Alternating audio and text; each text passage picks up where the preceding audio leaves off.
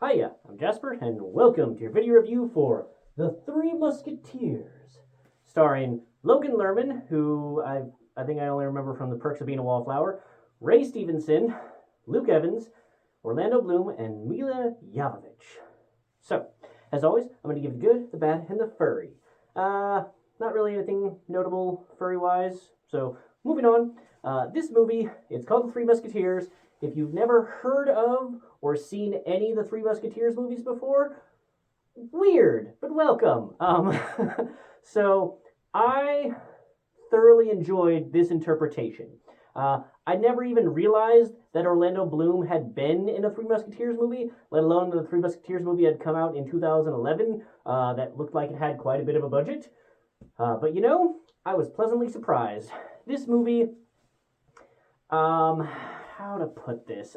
If you've seen the movie Hero with Jet Li, you know how they have like just the most gorgeous, well, scenery of course, but also like the costumes and just like they everything matches for everyone's costume for the exact thing that they're going for.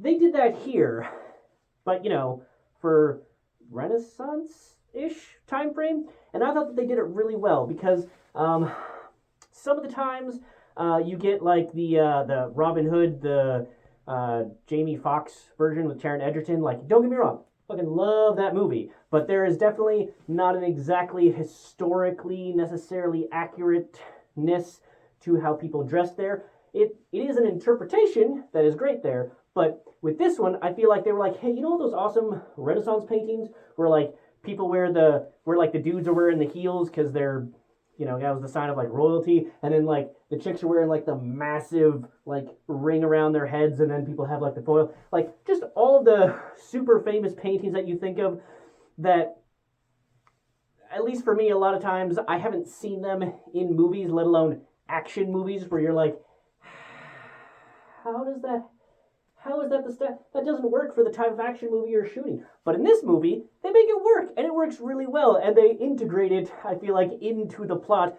well enough. And that's not even lampshading, they're just acknowledging that, like, that's how fucking people dressed. Now, don't get me wrong, I'm not saying this is like a historically accurate movie. Minor spoiler alert, because I feel like they get to it early enough. There are airships in this, or at least an airship. So not exactly historically accurate in all things, but they do it in a stylized way, much like how Hero was a stylized way, to really draw you in and really like the how they're interpreting things and how they're making their universe work.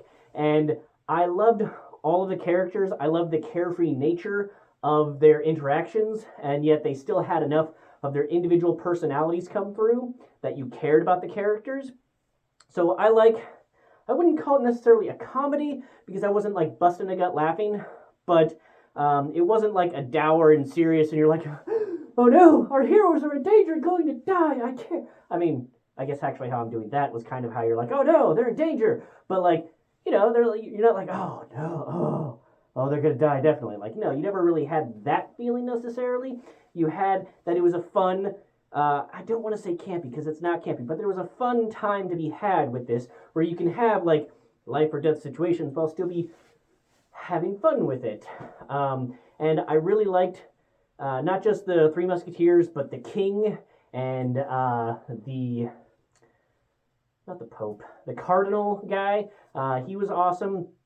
And then, the other characters, and especially Mila Jovovich. Mila Jovovich's character could have just been a like okay, you gotta have the female doing the okay, cool, that's sure whatever man. But no, Mila Jovovich is a bamf, and she is always a bamf. She's always a win, in fact. And I love seeing her in this because she gave a lot of life to this role and made it believable the things that she was doing. I feel like there are other characters, Lord of the Rings, where the badass chick is not at all believable as a badass, but Mila Jovovich totally pulls it off in every movie she's in, and she pulls it off in this one fantastically. So, the CGI, yes, it was made in 2011, but I think that they were just past the point of like overusing CGI that just wasn't there. Well, So I thought that they had the right amount of CGI, and there wasn't any like super rubbery people or anything, or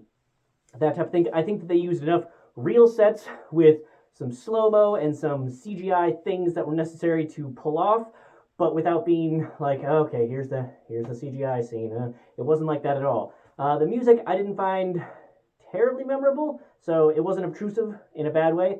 And then the plot line, I haven't seen another Three Musketeers in recent memory, so like maybe it is all the stuff that happened in the book, or more of the stuff that happened in the book that I've never read, or maybe the some of the parts that I really liked in this one that I don't remember being in the other movies were in fact in the other movies. I don't know. It's been a while. All I'm saying is that I know the general gist of like, okay, there's Three Musketeers, and then a fourth guy joins them, and they're still called the Three Musketeers. And then they added some other stuff to give life to the Three Musketeers and the other players. And yeah, it was a fun time all around. So if you can, give this movie a shot. If you like fun times, if you like fun costumes, if you like sword play, then give this one a shot. I think you'll like it. Like Zorro, like the original Zorro with Antonio Banderas. That one, it had life, it had fun, it wasn't like making you laugh all the time, but they were having fun with it. So, yeah, I like this one a lot. Give it a shot. 2 thumbs up. All right, that's all I have for this one. Thanks for coming. Thanks for watching. Hope to see you at the next one. Bye.